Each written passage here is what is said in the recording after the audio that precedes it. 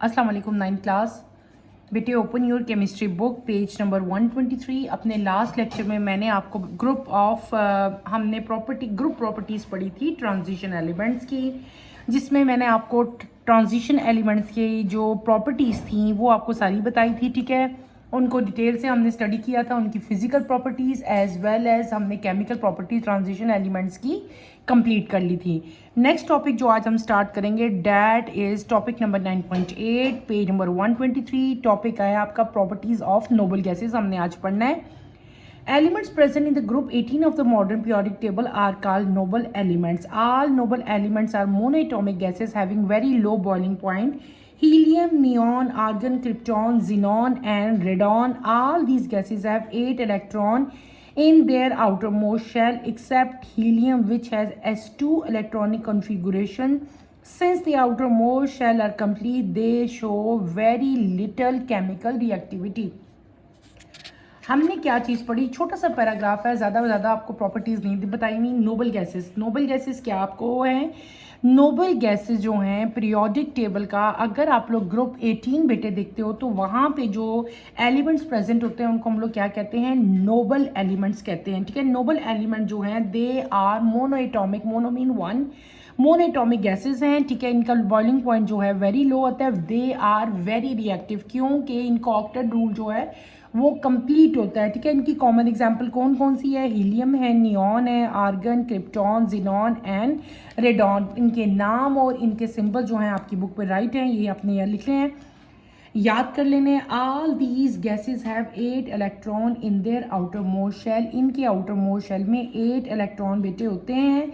Electronic configuration इनकी क्या होती है, s2p6। ठीक है, और इनके आउटर मोस्ट शेल जो है वो कंप्लीट होता है। दे show very little chemical reactivity, इनकी केमिकल रिएक्टिविटी जो है वो बहुत कम होती है। अगर आप अपने पीरियोडिक टेबल को देखो बेटे, हमने पीरियोडिक टेबल कंप्लीट किया था तो वहाँ पे मैंने आपको दिखाए थे बेटे, यहाँ पे अगर आप देखें तो ये आपका फ्लोरीन, क्लोरीन, ब्रोमीन, ठीक है, आयोडीन, ये सारे के सारे आपके जो थे ये आपके हेलोजन्स थे। सॉरी, अभी हम क्या पढ़ रहे हैं, नोबल गैसेस।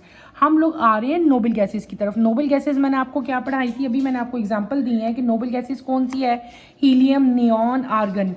पीरियोडिक टेबल का last group number 18, 1 2 3 4 5 6 7 8 9 10 11 12 13 14 15 16 17 18, the end one, आखिरी ग्रुप, सबसे लास्ट पेज बेटे, ये जो प्रेजेंट है हीलियम, नियॉन, ये ऑर्गन, क्रिप्टॉन, जिनॉन और रेडॉन जो हैं, ये तमाम के तमाम आपके पास क्या है, दीज आर नोबल गैसेस। ये क्या चीज़ें हैं बेटे, ये नोबल गैसेस हैं।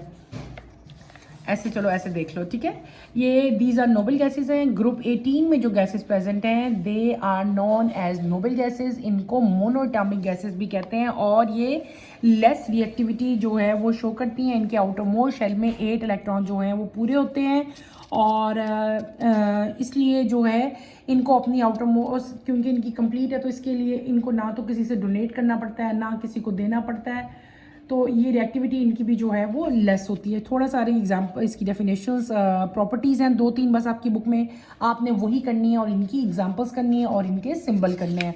क्लियर हो गया। नेक्स्ट पेज पे अगर आप आते हो, पेज नंबर 124 आपका है physical properties of metals and non metals, हम आज पढ़ेंगे।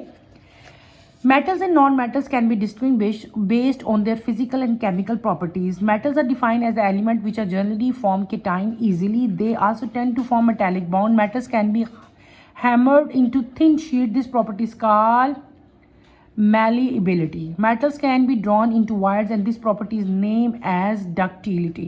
Metallic bonding in metals allows metals to be the best conductor of heat and electricity.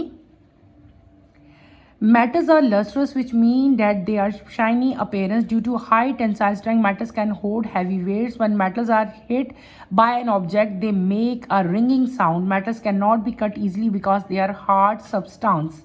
Due to the presence of strong metallic bond, generally metals have high melting and boiling point. Their densities are also very high. Alkali metals Alkali metals being soft metals are treated as exception. Example of metal include copper, sulfur, iron, aluminium, gold and platinum, zinc, etc.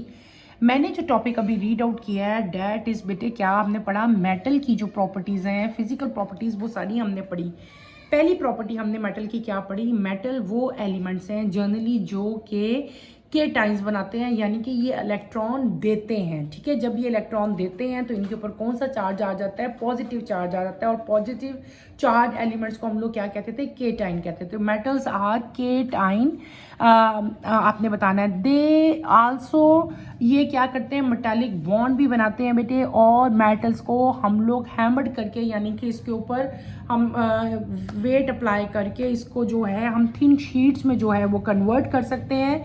और ये property के metals को hammered का मतलब होता है बड़ा, बहुत ज़्यादा फोर्स लगा के इनको बिल्कुल तोड़ के इनको हम बारीक शीट्स में, थिन शीट्स में जो है वो चेंज कर लेते हैं। और ये प्रॉपर्टी जिससे मेटल्स को हम हैमर्ड करके बारीक शीट्स में कन्वर्ट करते हैं, इसको हम लोग क्या कहते हैं, इसको हम कहते हैं मैलीएबिलिटी। क्या कहते हैं, मैलीएबिलिटी। आपकी बुक में लिखा है, इसको आप अंडरलाइन कर लें ताकि आपको ये वर्ड ना भूले। हमने क्या पढ़ लिया, इसको मैलीएबिलिटी। फिर क्या दूसरी चीज़ क्या है, ये तो था कि मेटल्स को आप हैमर्ड करके थिन शीट्स में कन्वर्ट करते हैं। इसके अलावा मेटल्स को हम लोग वायर्स में भी जो है वो चेंज कर सकते हैं, इसकी वायर्स भी बना सकते हैं, यानी कि वायर जैसी शेप इसको दे सकते हैं। और इसकी इस प्रॉपर्टी को हम लोग क्या कहते हैं, डक्टिलिटी कहते हैं। क्लियर हो गया। मेटल्स के अंदर जो बॉन्डिंग है basically that is metallic bonding होती है। ठीक है, और मेटल जो है बेटे they are good conductor of heat and electricity. Metal जो है लस्ट्रस होते हैं, इसका मतलब है कि इनकी जो अपीयरेंस है वो क्या होती है, वो शाइनिंग होती है। क्या होती है, शाइनिंग होती है। हाई टेंसाइल स्ट्रेंथ होती है। ये हैवी वेट्स जो हैं उनको भी होल्ड कर सकते हैं। और जब मेटल किसी ऑब्जेक्ट के साथ हिट करे तो they produce a ringing sound. ठीक है, मेटल्स को कट करना इजी नहीं होता, बल्कि ये क्या है, they are hard in nature. ये सख्त होते हैं, सॉफ्ट नहीं होते। एक्सेप्ट फ्यू केसेस ऐसे हैं जो कि सॉफ्ट हैं, लेकिन ज़्यादातर इन जर्नल मेटल्स जो हैं वो क्या होते हैं, हार्ड होते हैं। इनकी डेंसिटी भी जो है they have also very high density. Melting point, boiling point भी जो मेटल का है वो बहुत ज़्यादा होता है। कॉमन एग्जांपल मेटल्स की कौन कौन सी है बेटे, copper, silver, iron, aluminium, gold and platinum इसकी कॉमन एग्जांपल है। ये सारी की सारी हमने क्या पढ़ ली, इसकी फिजिकल प्रॉपर्टीज़ पढ़ी। आप इन सब प्रॉपर्टीज़ को बेटे पॉइंट की फॉर्म में लिखो, पॉइंट की फॉर्म में याद करो तो आपको जल्दी याद होगा। नेक्स्ट हम आते हैं नॉन मेटल्स की तरफ। नॉन मेटल्स बिल्कुल मेटल्स के ऑपोजिट हो जाएंगे। ठीक है, non metals generally gain electron easily. Non metal show greater variety of colour and physical state as compared to metal. Non-metal cannot be beaten into thin sheet because being brittle they break into pieces when hammered. Sulfur and phosphorus exist in powder form and cannot be made into sheet. Non-metal cannot be drawn into wires without breaking. Non-metal do not have free electron, due to which the bond between their atoms are weak and they break down when stretched. As there are no free electrons, so no metal can conduct heat and electricity. Graphite is only exception. It conducts electricity because a special crystalline arrangement. The electrons which are present between the layers of graphite crystal are loosely held and hence they can become mobile. The conduction of electricity of graphite is due to mobility of these electrons. Non-metals cannot be polished because they either exist in powder or gaseous form. Most of the powder are dull in texture due to non-ductile and non-malleable properties. Non-metals are not strong at all. Their bond being weak break easily. All non-metals have low melting and boiling point. The melting point of sulfur is 115. Graphite and diamond have high melting point and these are exception. Non-metals have low densities as compared to metal. This means that the non-metals atoms are not strongly bound with each other. Example of non-metals are oxygen, nitrogen, chlorine, sulfur and carbon and bromine etc. अब जो topic मैंने read किया बेटे वो मैंने क्या कर लिया, नॉन मेटल कर लिया। मैंने आपको कहा था कि आप मेटल्स को अच्छी तरह से याद करो, प्रॉपर्टीज़ पॉइंट्स की फॉर्म में लिखो और बिल्कुल उसका रिवर्स क्या होंगे, नॉन मेटल्स होंगे। हम कंपैरिजन साथ साथ करते रहते हैं ताकि आपको आसानी भी हो। मैंने आपको बताया था कि मेटल्स जो हैं they have the ability to give electron. ये इलेक्ट्रॉन देते हैं जिसकी वजह से इनके अंदर क्या आता है, पॉजिटिव चार्ज आता है। इसके ऑपोजिट आओ, कि नॉन मेटल जो हैं वो इलेक्ट्रॉन लेंगे। जब वो इलेक्ट्रॉन लेंगे तो उनके ऊपर कौन सा चार्ज आ जाएगा? नेगेटिव चार्ज आ जाएगा, यानी कि दे आर A9, यानी कि ये ले रहे हैं इलेक्ट्रॉन, इनके ऊपर नेगेटिव चार्ज आएगा, ये इलेक्ट्रॉन गेन करते हैं और ये A9 है। क्लियर हो गया? वो क्या थे? वो K-टाइम थे। नॉन मेटल जो हैं बेटे वैरायटी ऑफ कलर्स में अवेलेबल होते हैं और इनका बहुत ज़्यादा डिफरेंट है as compare to metal. Non metal जो है इनको हम लोग उसको तो हैमर करके हम शीट्स में, थिन शीट्स में कन्वर्ट कर सकते थे, इसको हैमर करके थिन शीट्स में कन्वर्ट नहीं कर सकते। अगर इसको आप हैमर करो या फोर्स इस पर अप्लाई करो तो नॉन मेटल जो हैं वो टूट जाते हैं, ब्रेक डाउन हो जाते हैं और पाउडर फॉर्म में जो है वो इवन जा सकते हैं, पीसेज में जो है ये ब्रेक हो जाएंगे। ठीक है, सल्फर और फॉस्फोरस की एग्जांपल लिखी हुई है कि अगर इनको आप ब्रेक डाउन करेंगे तो ये बिल्कुल पाउडर बन जाते हैं और इसको आप कभी भी शीट्स में कन्वर्ट नहीं कर सकते। इसी तरह नॉन मेटल्स को हम वायर्स में भी कन्वर्ट नहीं कर सकते। मेटल्स में हमने पढ़ा था कि इनको हम थिन शीट्स में भी कर सकते थे कन्वर्ट, और हम इनको मैंने आपको बताया था वायर्स में भी कन्वर्ट कर सकते थे, लेकिन नॉन मेटल्स को ना तो हम शीट में कन्वर्ट कर सकते हैं ना ही हम इनको वायर्स में कन्वर्ट कर सकते हैं। इनके दरमियान में जो बॉन्ड होते हैं बेटे, जैसे उसमें हमने पढ़ा था कि मैटर्स में मैंने पढ़ाया था कि मेटालिक बॉन्ड बनाते हैं, लेकिन यहाँ पे बॉन्डिंग जो है बहुत वीक होती है। ठीक है, और जब हम इनको स्ट्रेच करते हैं तो ये क्या होते हैं? इजीली ब्रेक डाउन हो जाते हैं। क्यों ब्रेक डाउन होते हैं?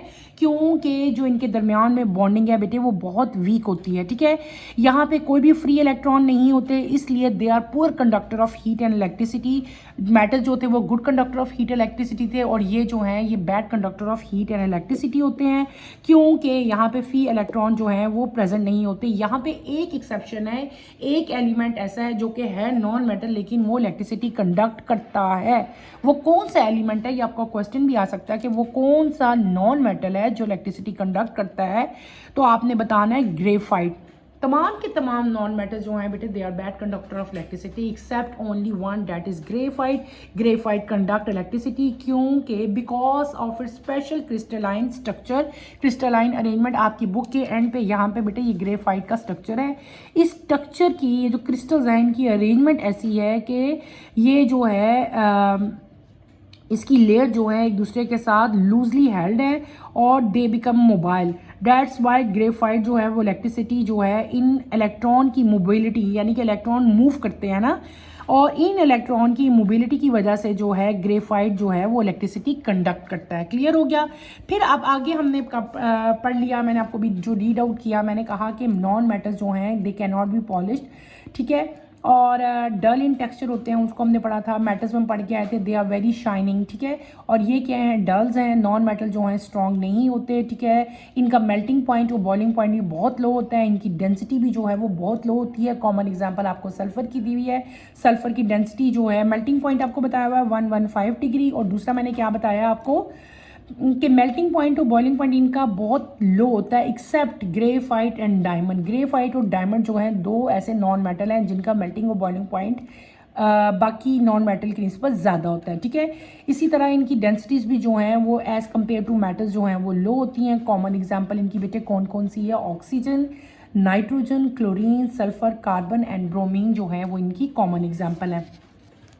अगर आप नीचे आते हो अपने इसी पेज पे, पेज नंबर 125 पे नीचे आओ तो बेटे comparison of physical properties of metals and non metals, दो कॉलम्स बने हुए हैं आपके पास। यहाँ पे मेटल्स हैं, यहाँ पे नॉन मेटल्स हैं। जितना कुछ अभी हम इस पूरे पैराग्राफ में पढ़ के आए हैं वो सारा यहाँ पे कंपैरिजन। कंपैरिजन का मतलब होता है कि आपने दो डिफरेंट चीज़ें इनकी प्रॉपर्टीज़ को आपस में कंपेयर करना है। ठीक है, तो उसको हम लोग क्या कहते हैं? कंपैरिजन कहते हैं। आपके पेपर में बेटे कंपैरिजन आता है, आपको पता होना चाहिए कंपैरिजन का मतलब क्या हुआ।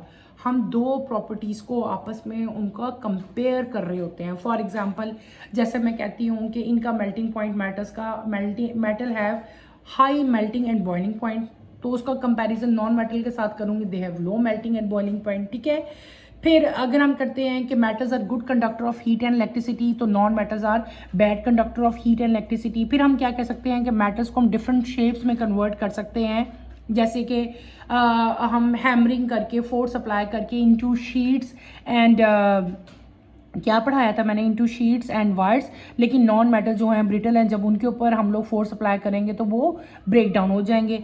मेटल जो है वो लस्टर सॉलिड होते हैं एक्सेप्ट मर्करी, और नॉन मेटल जो हैं they are dull in nature. And फिर हमने क्या बताया था, मेटल जो हैं वो बहुत स्ट्रॉन्ग होते हैं, जबकि नॉन मेटल जो हैं वो क्या होते हैं, वो स्ट्रॉन्ग नहीं होते। ठीक है, इसकी कुछ एग्जाम्पल्स लिख दो, कुछ नॉन की एग्जाम्पल लिखो, बल्कि यहाँ पे सिर्फ और सिर्फ 5 कंपेरिजन किए हुए हैं। अगर आपका पेपर आता है तो आप इससे भी ज़्यादा कंपेरिजन लिख सकते हो। ठीक है, हमने इतने ज़्यादा यहाँ पे पढ़े हैं, तो इन दोनों की प्रॉपर्टीज़ को आपने आपस में कंपेयर करना है, that is known as comparison. Line लगाओ, एक तरफ मेटल्स लिख लो और एक तरफ आप लोग नॉन मेटल लिख लो। बेटे इसके साथ ही यहाँ पे एक इंटरेस्टिंग इन्फॉर्मेशंस भी दो लिखी हुई हैं। About 75% of all the element in the periodic table are metals. There are total 20 non metal which exist in solid, liquid और gaseous state at room temperature. ये जो छोटी छोटी इंटरेस्टिंग इन्फॉर्मेशन लिखी होती है, इनको आप लाजमी किया करें, ये आपके पेपर में आती हैं। पीरियोडिक टेबल में जितने भी एलिमेंट्स हैं उनमें से तकरीबन 75% एलिमेंट जो हैं बेटे दे आर मेटल। ठीक है, और बाकी जो 20 हैं वो क्या हैं, there are total non metal सिर्फ और सिर्फ 20 हैं। ठीक है, वो सॉलिड, लिक्विड और गैस स्टेट में जो हैं वो अवेलेबल हैं। सेकेंड इंटरेस्टिंग इन्फॉर्मेशन इसी पेज के एंड पे लिखी हुई है। According to one report 9 elements are facing serious threat of extinction. Some of these elements are arsenic, gallium, gold, helium and zinc. Instinct क्या होता है बेटे, extinction on the verge of extinction, जो चीज़ ख़त्म होने वाली होती है ना उसको हम लोग क्या कहते हैं, वो एक्सटिंक्ट होने वाली है या on the verge of extinction है। आप लोगों ने अक्सर कोई डॉक्यूमेंट्रीज मूवीज़ देखी हों या बायोलॉजी में जिस तरह हम लोग पढ़ते हैं कि ये जो स्पीशीज़ हैं ये ख़त्म होने वाली है, जैसे मार्कोर ख़त्म होने वाला है, वाइट टाइगर जो है वो बिल्कुल ख़त्म होने वाला है, और जो डायनासोर है वो एक्सटेंट हो चुके हैं, वो तो ख़त्म ही हो चुके हैं। सेम केस बेटे एलिमेंट्स में भी होता है। एलिमेंट्स भी ऐसे कुछ हैं जो कि ख़त्म हो चुके हैं और कुछ ऐसे हैं जो कि जिनको थ्रेट है सीरियसली कि वो बिल्कुल ख़त्म होने वाले हैं। तो वो कौन से एलिमेंट हैं जो कि ख़त्म होने वाले हैं, वो कौन कौन से हैं, उनकी एग्जांपल आपको दी हुई, arsenic, gallium, gold, helium and zinc. बहुत ही इंटरेस्टिंग चैप्टर था बेटे, हमने स्टेप बाय स्टेप पढ़ा, छोटा सा चैप्टर था और बिल्कुल भी टफ नहीं था।